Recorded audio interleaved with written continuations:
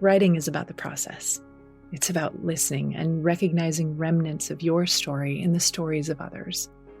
When we share our stories with each other, we share the resonance of the human experience. The By Firelight podcast is your invitation to join our circle, a circle of writers, poets, seekers, and storytellers as we capture our living in words. This multifaceted living with joy, grief, love, growth, and loss is shared among us in your legacy, your story. The things you choose to do with your days as they unfold matter here. I'm your host, Betsy Delzer.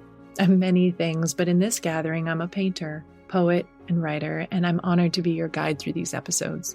Together, we'll find our muses in the rich and heart-expanding conversations with incredible guests, many who are like minds and all outrageously inspiring hearts. When you press play, you're here in the circle to share this space with us. By Firelight. Lodro Rinzler is a meditation teacher and the author of 7 books.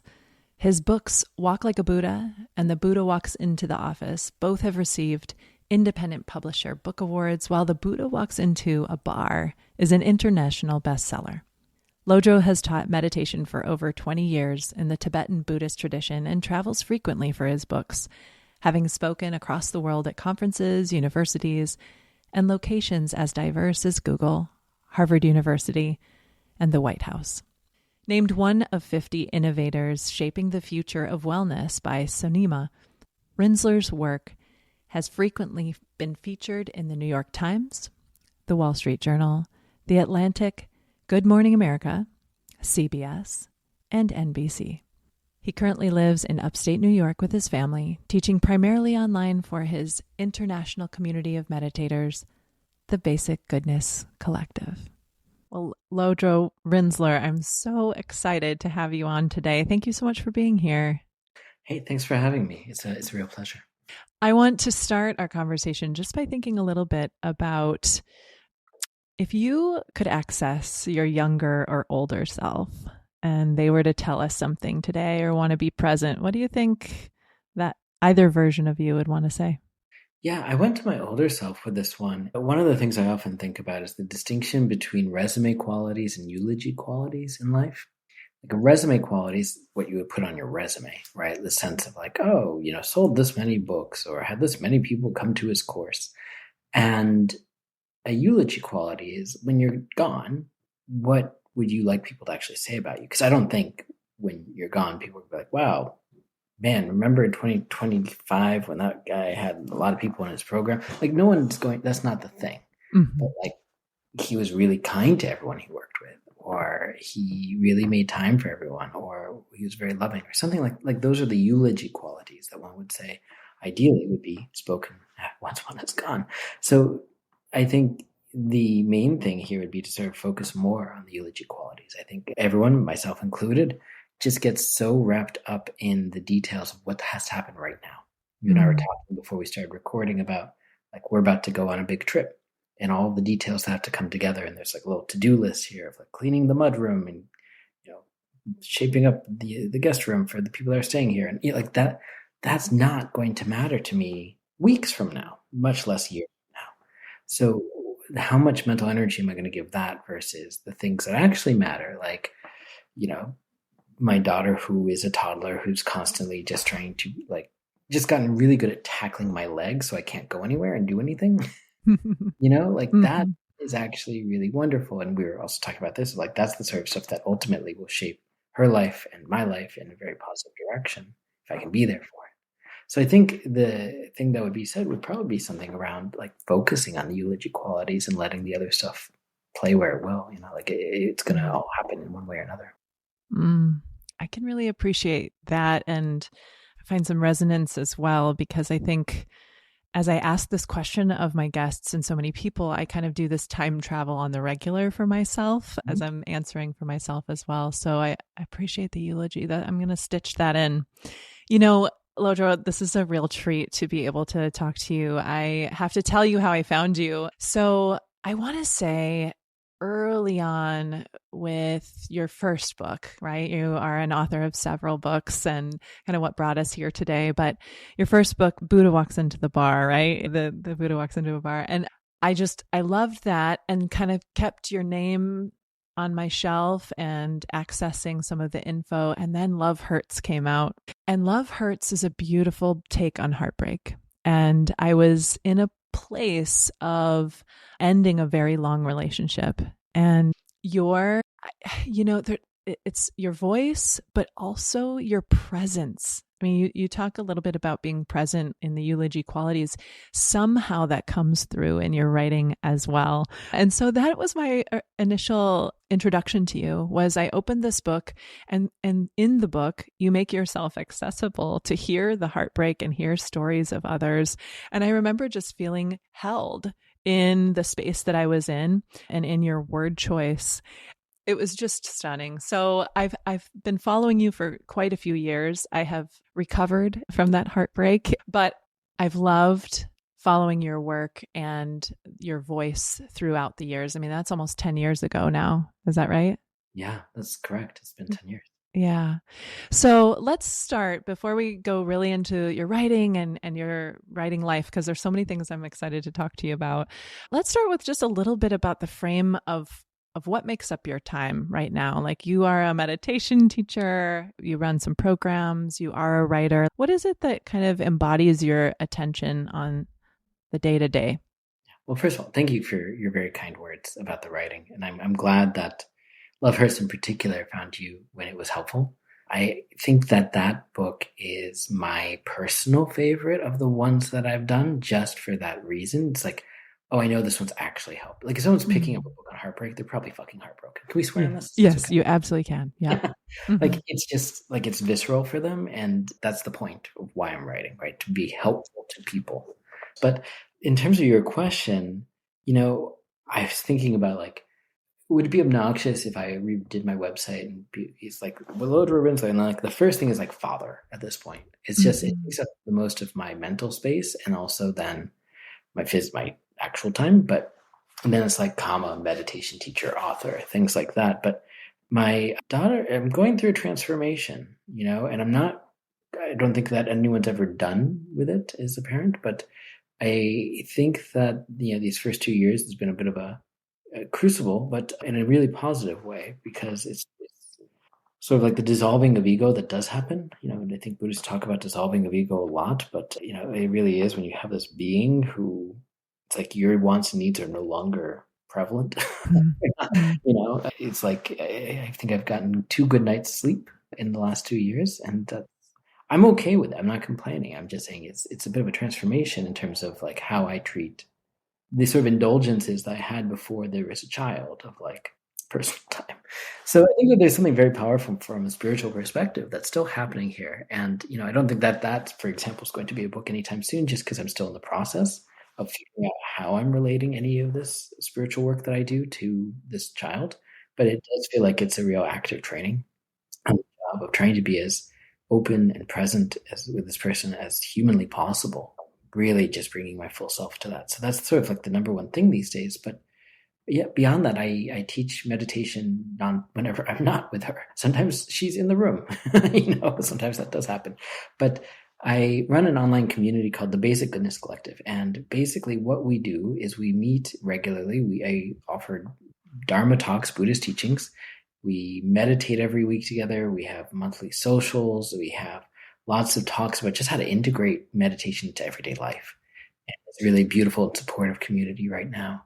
We're doing something called a Basic Goodness Pledge every week, where someone came to me and was like, every time I find myself doom scrolling, I now put it down. I read some of your writing instead.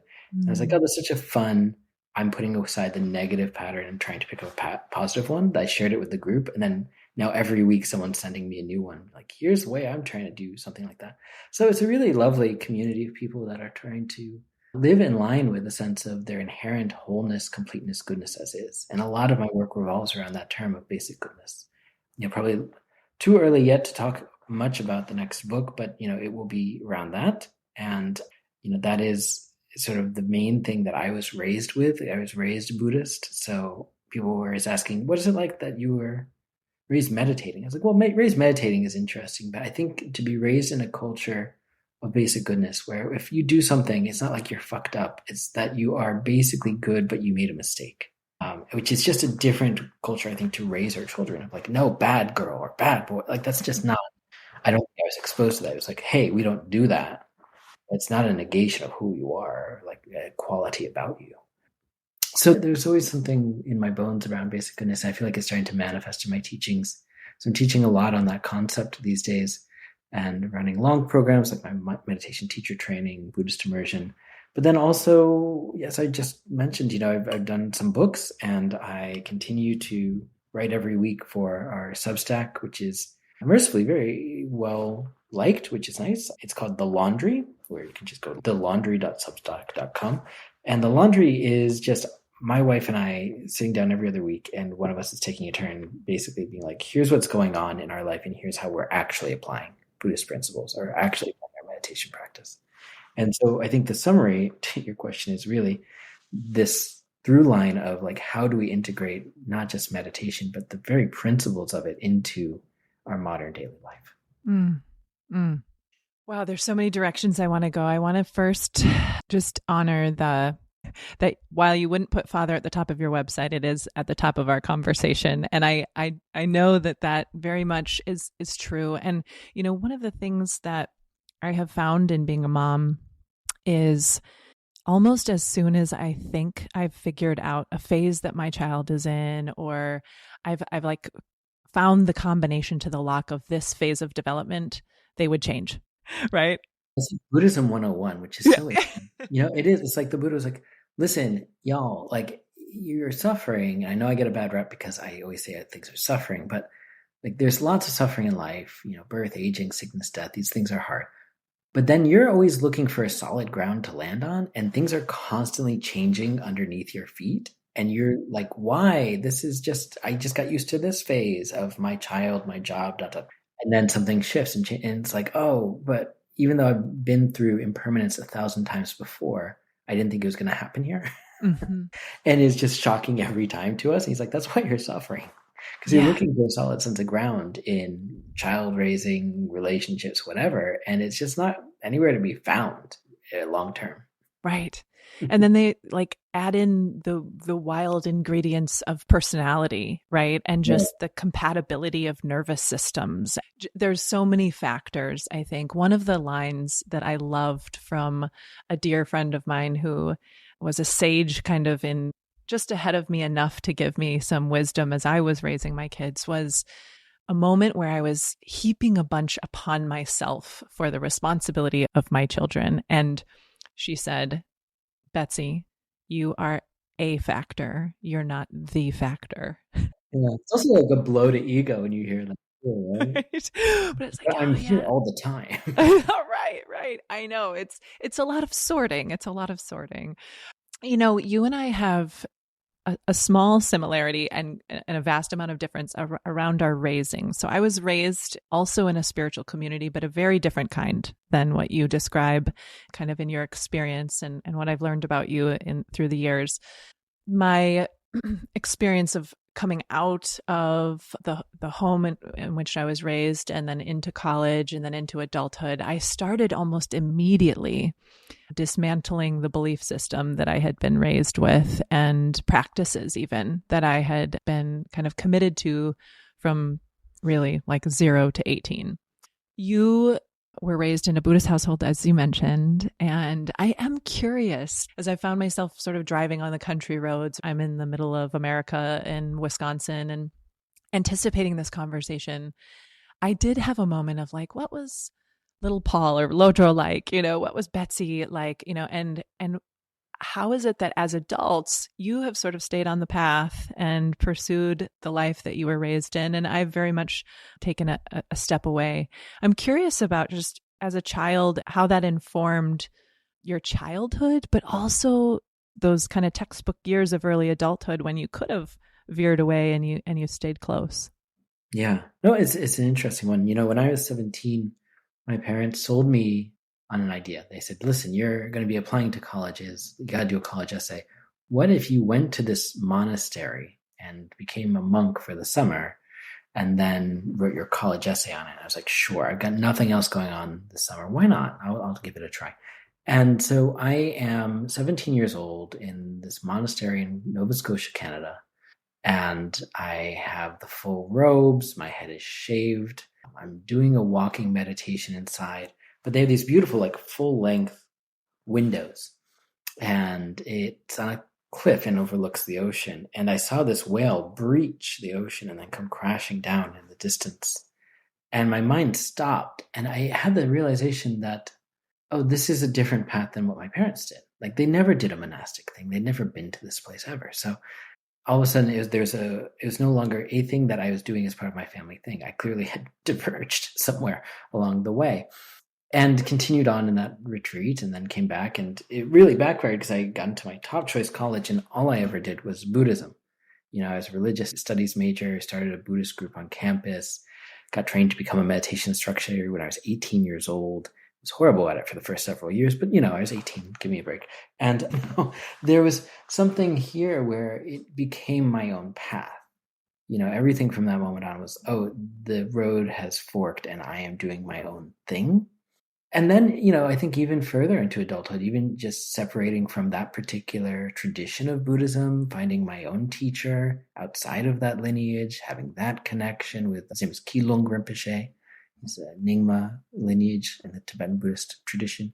There's something about just continuing, I would say, to the current day, finding what this means for me. And I think that there's a lot of pressure of just stay within your tradition. And the moment I sort of broke away, I'm friendly with another Buddhist teacher, Sharon Salzberg, and she took me aside. She goes, does this mean you can study with other teachers? And I was like, yeah, I guess so. And I started studying Zen, and I started studying, more of the works within her tradition, and just really starting to immerse myself to get more of a holistic view of like all of what the Buddha taught from many perspectives. And it became very rich and personal to me, as opposed to one, like, stay in this particular lane. So I think for me, it's always been a continual redefining, first of breaking away from the family tradition, and then away from like the tradition within which I was born, to just continue to get a fuller and fuller understanding of what Buddhism actually is. Mm. Do you envision raising your daughter similarly? I mean, I don't know if I have any choice in the matter based on what you've already told me, but I think, it will be in the air. It will be in, what's the old David Foster Wallace speech of like the two fish in water, and one of them makes comment about the temperature, and he goes, what's water? What's water? I think it's sort of like, what's water here? Because there's meditation stuff everywhere. Both my wife and I are meditation teachers. We obviously practice a fair amount. And with me, my parents just found me meditating when I was 6. No one sat me down and said, meditate. I just was doing it because I saw it in the environment. If that happens for her, and if she's interested in it, great.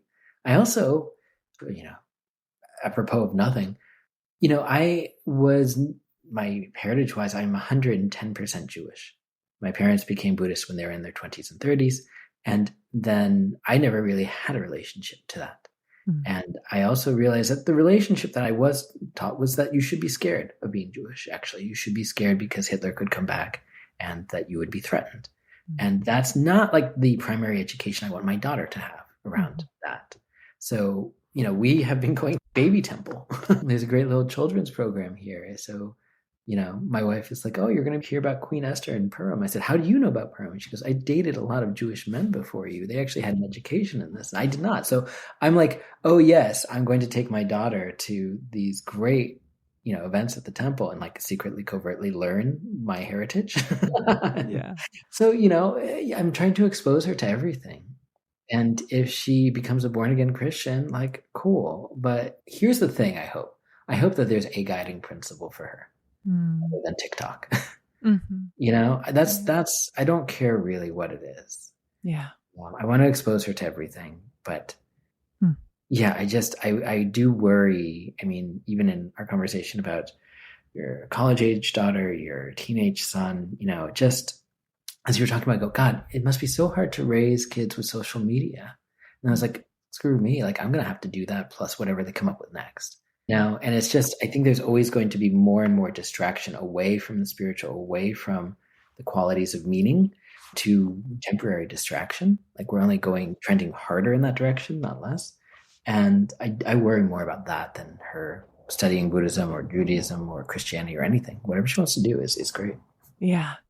Yeah. I would say, I know I'm quite a bit ahead of you in the parenting game, but I think because of my aversion to sort of the narrow path that I was raised in, I have found that I've been really expansive and open with my children, And one of the things that my daughter has developed in her college years is a very dedicated yoga practice. And I'm a yogi and yoga teacher. And she just texted me actually from this spring break trip that I was telling you about. And she said, "Hey, I'm looking into yoga teacher training." And those are the moments, Lodro, when I just think like, okay, am I delighted that this is her area of focus and her reprieve and her finding her breath, her finding herself, her present mindfulness practice? Absolutely. And I hold it with open hands, right? Like a practice is a practice and it could come and it could go, but it's somewhat of the trusting the process, the leaning in, knowing that, yep, yoga was, my children grew up thinking yoga was not only a practice, but a smell, because I practice hot yoga. And so they had a scent. I just remember at some point when they were little saying, "This smells like yoga." And I was like, oh my goodness, I need to really start to help them understand that they're just smelling my sweat, But, there was yoga everywhere, and it is a very big part of my life. And to have the opportunity to join me on the mat, but I never forced it. It was always an open invitation. You're welcome to practice with me, and you're welcome not to. You're welcome to go to that church, and you're welcome not to.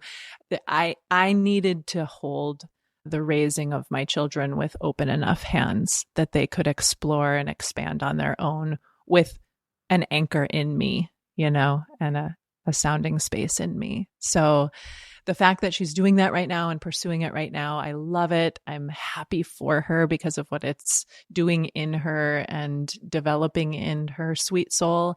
And, I'm a factor, not the factor. Right. Yeah. And who knows where this will go? Who knows? Yeah. Yeah.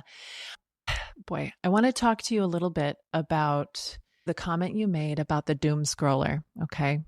So this community of practice that you're in, somebody says, "You know what? When I'm doom scrolling, I sometimes pause that and I read your work."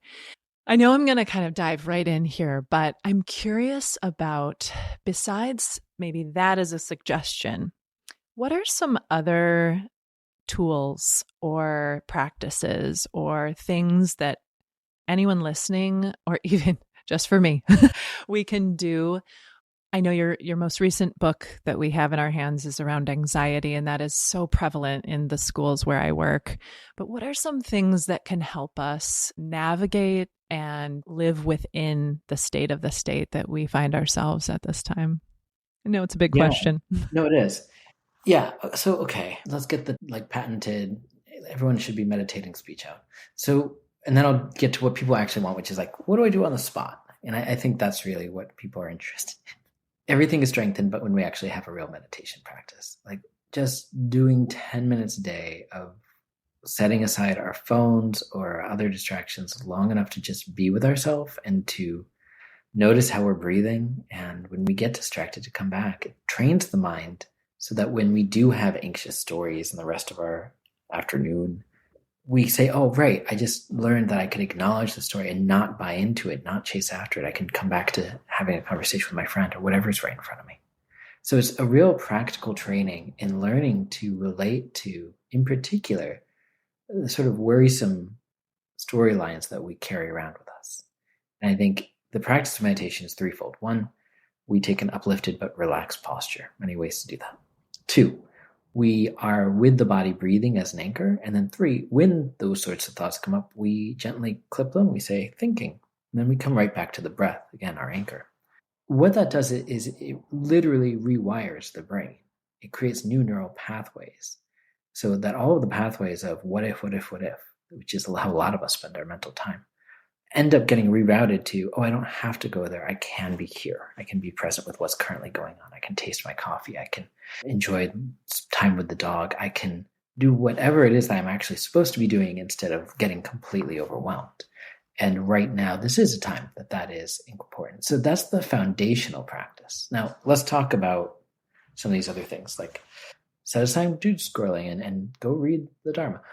One that a student threw up back at me after that one was that there's an old saying, it's 3 words long, just like me, that particularly when we start to think negatively about others, we can begin to move from that perspective into one of empathy and understanding, which I don't know if people are still really interested in empathy and understanding these days, but I want them to be. It's just one of those things that's like, we're not going to heal any of the divides that we're currently facing by continuing to segregate ourselves from others and to isolate and to just live within our bubbles of the way that we think. And it could be as simple as someone's driving slowly ahead of us and we're like, oh, maybe they are getting a little bit older and they don't drive as quickly as they used to, just like me. I used to be more reckless as a teenager. Now I'm safer. It's like, oh, I can understand that. Oh, this person's having a hard time making up their mind, just like me. I've had moments when I've been like that. Oh, okay, I can understand that. So just like me, as a sort of on-the-spot practice is really powerful. Some of the ones from the book, though, particularly when it comes to anxiety, would be more around interrupting that flow of those thoughts. So one that I think is really helpful is taking 3 deep breaths in through the nose, out through the mouth.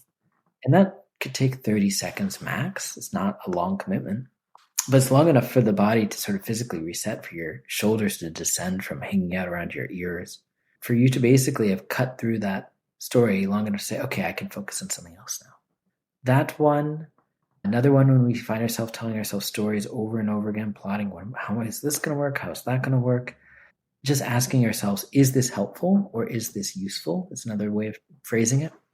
Maybe when you're sort of thinking through, okay, I need to get to this part and I got to go do that.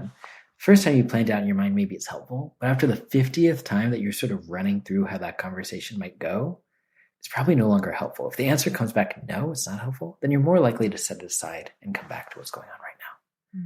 So those are a few that come to mind. Just in terms of like on-the-spot practices that someone can just engage in. Sharon Salzberg also had this great quote many years ago: mindfulness isn't hard, we just have to remember to do it.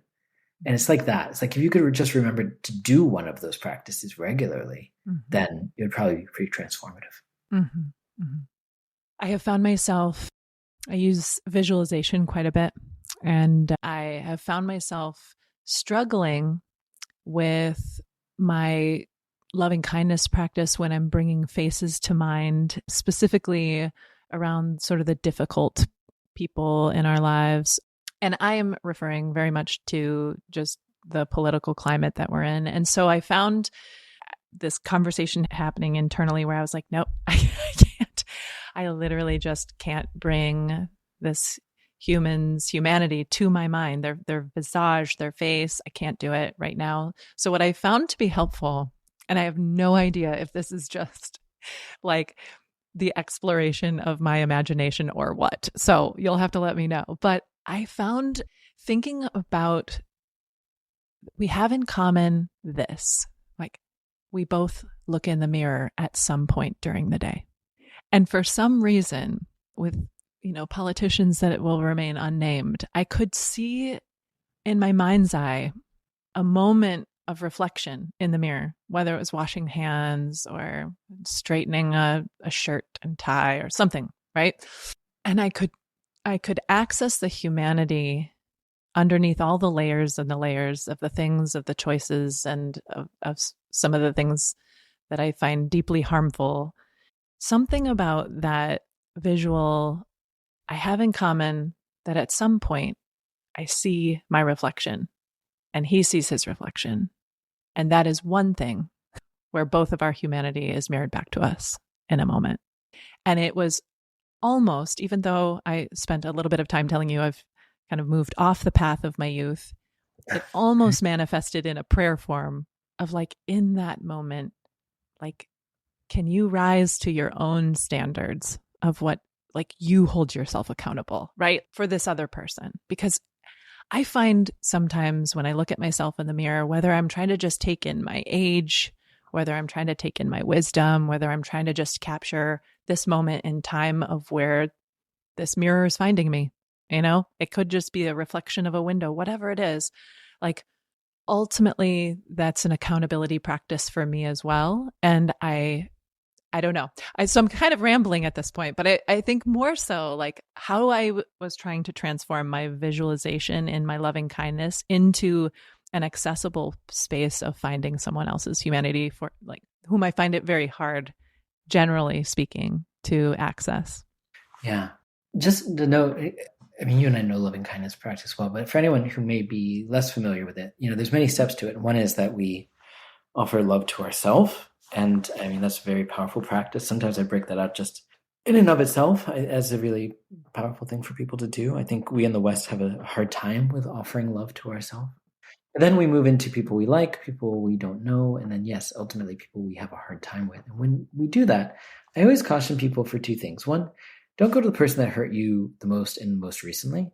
Mm-hmm. Like the ex that broke your heart last week may not be the person you go straight to. Like it may be too fresh. And two, work with people that you do know in some way, because it's so easy to get lost in the stories of what a villain this politician is or celebrity is or whoever. When we've never had any interaction with them, we only hear essentially quote unquote news, some more often than not gossip, someone's interpretation and slander to some degree, maybe. So if they're in the negative camp, I'm guessing that's what we're seeing. So, to work with people that we actually know, I think is really helpful. So if it's not that politician, it could be someone that we know who voted for that politician who we think is selfish, or we think, like that's sort of where my mind goes for this sort of thing. Like an old high school friend who said, well, this person's going to be better for my taxes. A lot of care for ramifications of society and the environment. And anyway, I think we're talking around a thing, but you understand what I mean. Like, it's easier for me to think of my high school friend and his self-serving nature in that moment. And also remember some of the good qualities. Like that's a human that I'm thinking of as opposed to a caricature at that point. Yeah. But, this also gets to the just like me thing, where the formal practice of just like me is that we would start with a contemplation of someone that we have a hard time with. And we start with all the positive things we have in common. This person enjoys time with their family just like me. This person, trying to work with the example that you gave, this person likes to be praised just like me, right? Like there's actually some things that we can find there. And then gradually, once we've spent a few minutes on that, we can move to some of the negative things. And again, it's also just like me. This person wants to shunt blame whenever possible onto others, just like me. Maybe that's not something I do a lot, but it's something I have done. I understand it. I understand that impulse. So it's sort of this person slanders others, just like me. Like, again, not something I frequently do, but I've been there. So I can understand it. Like there's different ways. I think that just like me practice is very powerful in that regard. Yeah, I agree very much. I'm wondering about how meditation informs your writing. Do you spend time before writing, kind of getting quiet and You're like, enough about that guy? Yeah, right. Yeah. In general. I got it. How does meditation inform my writing? I don't know, because I've done these things for so long. I have no clue. They're also interconnected for me. My writing process is weird. My wife calls me a mutant in that I will just have something essentially rattle around my brain long enough until I sit down and it goes on the page. And there's an old Raymond Chandler quote, the detective novelist, I swear by it, where he said that he would sit down and vomit onto his typewriter every morning and clean it up every noon. And I think that there's something there of just trying to get out of our own way long enough to get words on paper. And then we can go back over and say, is this any good, or does this make any sense, or any of that. But my best writing has often been just when I got out of my own way long enough to just be able to translate something that's already been inside me. And, at this point, I've started teaching writing a little bit more. Like I've been leading writing workshops with the Writers Workshop. It's actually what the group is called, so it's very convenient. And, it's called the Art of Spiritual Writing. And it's just, there's no like, there's some structure I offer, some techniques, some examples, but a lot of it is, let's create a space within which you feel safe enough to express yourself authentically. And that's the cool thing. We've only done it twice. We're doing a third one in July. And people really have just jammed on it, where it's like, oh my God, someone's giving me permission to be myself. And they're not going to judge my writing. They're going to just sort of helpfully, like, not even critique, but offer feedback, guidance. Right before we got going, I was working on offering feedback for someone who, it's like my primary criticism was like, just put more of yourself in there. Like, how has this affected you personally? What transformation has occurred? What would you like us to learn from your experience? I think that's the sort of most interesting spiritual writing. And again, that's a little bit of personal preference. So I always tell people grain of salt with all of this. But for me, the meditation practice has allowed me to do that, to actually be just open and authentic with who I am, and then to share it. So when you talked earlier, like, oh, it's your presence in the writing. It's like, well, that's because I'm not hiding anything. There's no mask in the writing itself. Yeah. Maybe there's occasionally, no, I can't. I feel like I try and talk about it all, and maybe I'm a little obscure at times, but like I try and talk about it all. Anything that's not an active wound. I was leading a teacher training many years ago, and a colleague came in as guest teacher and offered this piece of advice for meditation teachers. I think it's good for yoga teachers, but it's also great for writers, which is speak from the scar, not the wound. Like, if your mother died last Tuesday, maybe this isn't the best time to give a talk on it or to write your piece about it. Like, you're still in the process, still a gaping wound. But if your mother died 10 years ago, it was a very moving experience for you. It's a scar, right? It's not an open wound. There's still something there. Don't get me wrong, right? Like, it's not healed over. There's a scar there. But the lessons that you have learned from that have been processed enough that you can speak to the experience without vomiting your sort of tenderness onto others, but it's tender from a place of like deep healing. And those lessons that you learned in that process are probably going to be very helpful to people. So I think speaking from the scar, not the wound, is something that I often am thinking about too. What am I still processing versus what am I able to talk about at this point? It's a rich insight. I'm thinking about your presence. I think your masks would have ended up, if they were present in your writing, I think they would end up on the cutting floor of your editing process, because I do think that you move with that authenticity, and that voice and presence it's so tangible in a way that writing can be and embody kind of who we are in a flat but dimensional experience of the reader. So when you're teaching, I'm thinking about you studying religious studies and starting a Buddhist meditation group in college. About how long? Wasn't it about a decade until you wrote your first book? Or were you writing all along? Did you always kind of identify as a writer? I think I always identified as a writer as a kid. Like, you do the big portraits of like, what do you want to be? And like the kids are like astronaut and baseball player. And I was like someone with very bad posture, hunched over a typewriter at the time. So I think that was there. But what happened here? So when did I graduate? I graduated in 2005. So it was 20 years ago. And the first book came out in 2010, well, 12 really. But I started working on it in 2010. So yeah, there was a few years of a gap, and then I settled into it. I had been writing just for friends' blogs and things like that on Buddhism and everyday life, and the Huffington Post picked up a column of mine. For anyone who's actually ever out there aspiring to do books and things, I feel like this is a helpful point of knowledge, which is I submitted my book proposal to the places I thought would be interested, and they all universally rejected it. And then it was a few months later that some marketing team was talking to that publisher, and they're like, you've got nothing for spiritual but not religious young people. You've got Buddhist texts, you've got Christian texts, you've got things that are primarily targeted towards midlife crises. Where's the spiritual but not religious young person? And they're like, hold on, we just passed on that. And then they came back. They're like, we'll give you almost no money to do this. I was like, deal. And yeah, the rest is history. And it's fine, because the other part of it is you either get a quote unquote advance where they pay you some money up front, or you earn royalties when that advance has been exhausted. So the fact that they never paid me any money up front meant that I just started receiving money when the book actually sold well. It was a great experience. I think I had the aspiration at that time. It's sort of wonderful to do one's first book. I was like, if it helps one person, then job done, like worth the hours. And it sold at this point over, I'd say 125,000 copies. And it's been translated into a dozen languages and, all sorts of things. So it has had a ripple effect, which is wonderful.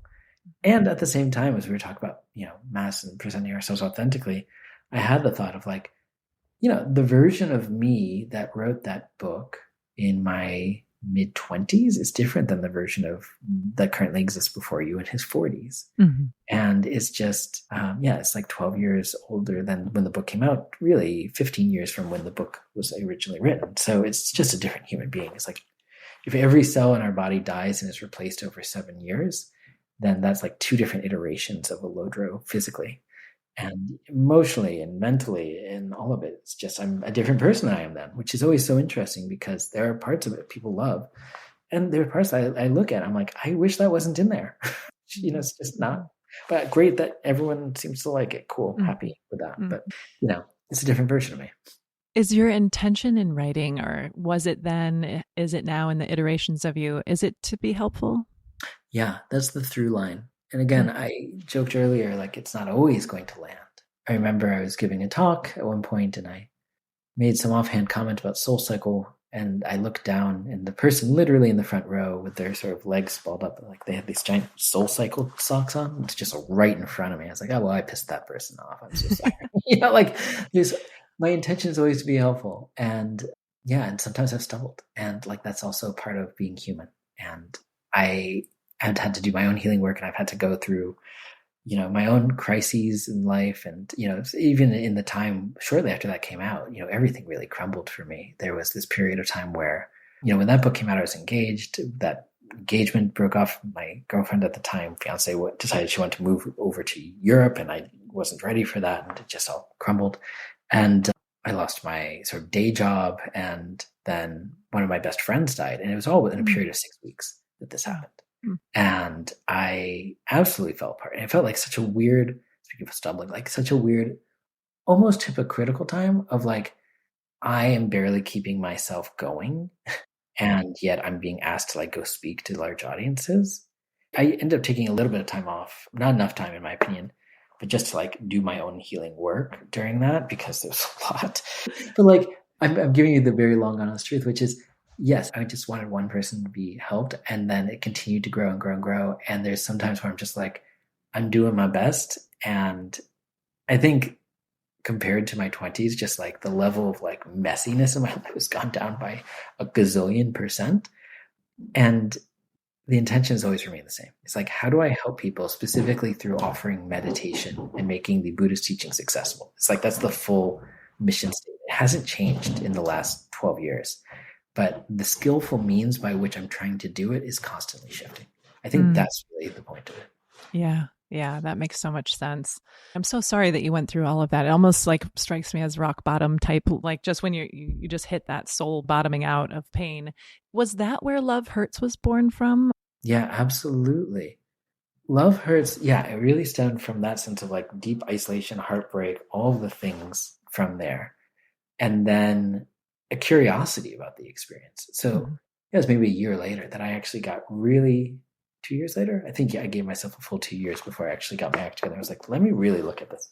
I built this book partly just by meeting with people and hearing their heartbreak stories. Like there's this store I mentioned still in New York City. It's called ABC Carpet and Home. And they had a little spiritual nook there that they basically were like, you can have this soundproof recording studio that we have for this week. And I would meet with people in the mornings, and it would be about 20 minutes every time. And sort of like they would rapid fire come through. Someone would come in and sit across from me, and I would ask them 4 questions. The first question is, what is your experience of heartbreak? And someone would probably fill the majority of that time with their story. And the funny thing there is when you ask someone about their experience of heartbreak, they might have said, well, I was going to talk to you about my last boyfriend, but my cat died 2 years ago and it still breaks my heart. And it's always surprising. So many different versions of heartbreak came out during those meetings. The second question is, how are you feeling right now having said that? And there is something really cathartic about just getting it on the table in front of someone who's not judging you for it. And then the third is there something that you can do to take care of yourself in the midst of heartbreak? And that's where it always got interesting. Like, what do people do to hold themselves up while they go through their healing process? And fourth, is there something you can do today to take care of your heart? Because it was often a very tender session for all of us. So I would meet with people rapid fire in the mornings. And then I would go, they created a little space in their window, their storefront window, where I'd go and I would work in the afternoons, and I would type and I would actually write, and just to generate words. And it was a little bit like writing in a zoo. Like I was a monkey in a cage because people were like banging on the window and I had to like wave at them. And I was going to say, it sounds like a fishbowl. it was a fishbowl experience. And at the same time, like that book, my publisher was always like, you need to tell people that you slaved over this for 3 years. I was like, I didn't. I slaved over that for 2 weeks. Like it was done in 2 weeks because of those stories and just the communal support of people sharing their own experience. It just clarified, my experience is not unique. The ways that we look at this through a Buddhist lens is not unique. It's very clear when we get in front of a bunch of people who really are in the experience of heartbreak. So anyway, it was a really profound thing to do. I always joke that, the way we talk about things in Buddhism is hearing, contemplating, and meditating. You can hear the teachings, and then some people just get it. You can contemplate them. How does this mesh with my experience? Or you can meditate and see if they arise in your being. For me, I have to write a book on a thing before I understand it. So that's, from both like yes, I want to be helpful perspective, but also me grappling with that time and making sense of the heartbreak and seeing my way through it. It was a very profound experience of writing through the thing that I already was hoping to learn, and I learned a lot more about. Oh, well, I have one more question about your most recent work that we have, which is the piece on anxiety. And it's really thinking about like the listener. I have a pretty good idea of the avatar of who's listening to us right now. And it's, someone that we would probably have for dinner, or a friend of some kind. And I'm wondering, right now from in my demographic, late 40s, mother of teens, kids saturated with screens and such, as you mentioned earlier, there is this, incredible epidemic and mental health crisis among our teens. And oftentimes in the work that I do, I find parents are asking, like, help me understand this, or what can I do? In your research, in your grappling and your writing, what did you find? I mean, we mentioned a couple of practices earlier, but if we think really about a supporter, a person in the supporting role of somebody struggling with anxiety, what are the things, the insights that you maybe found along the way? Have you tried grabbing them by the shoulders and shaking them and telling them to snap out of it? I'm kidding. Obviously, I'm kidding. It's a great question. I have an unfortunate answer, but I feel like, yes, there is some things, but it's like when it comes to the workings of the mind, only we have control. It's actually a positive and a negative thing. No one gets to determine if we feel, quote unquote, busy or upset or anxious or whatever, but us. It's actually us. Like, upsetting things can happen. Things that cause us to be anxious can happen, but how long we reside there is actually up to us. So there's something very powerful about that. It's like, I don't want to make it as Pollyanna as, you could just have a choice, like a light switch. It's not like that, but we can train the mind to release anxious thoughts more, to not be held in states of overwhelm so much, and to create the causes and conditions that we aren't constantly faced with stressful triggers. Mm-hmm. That's the big one. I think, particularly as you mentioned, being like a parent, how much am I/my loved ones doing the doom scrolling on CNN, constantly refreshing the news because it's a quote unquote developing story. The stories will always be developing. That's just the nature of the news these days. Like, there's no end date to the news being done. Mm-hmm. I don't think that's not going to happen. So we have to establish healthy boundaries. And I think that's where we start to talk to our loved ones. And in my experience, it's more about modeling the behavior than telling someone what they should do. And I think for me to say to my loved ones that I only read the news once in the morning and then I go back to it the next day. Oh, right. I don't have to keep going back over and over and over. To say that after a certain point, I no longer look at my screen. To just sort of share the things that I find helpful in terms of establishing a container within which I experience peace, and then help other people maybe engage in that sort of thing.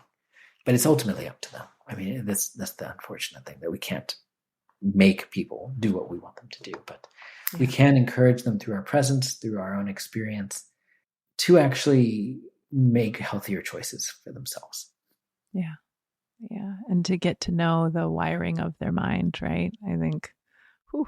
All right. Well, you have mentioned the Art of Spiritual Writing workshop, and that just sounds fascinating. There are lots of other things on your website. Is that the best place for people to find you? It's lodrorinzler.com? Yes, that is the best place. So funny, people are always like, where can we find you online? Lodrorinzler.com. Just go there. I answer the emails when people write me. Like, it's not like there's some like team of assistants that are going to try and do, like, it's just me. Mm-hmm. I have an assistant, but like, that's just administratively, they won't answer the emails. They won't see them. So, that's really the best bet.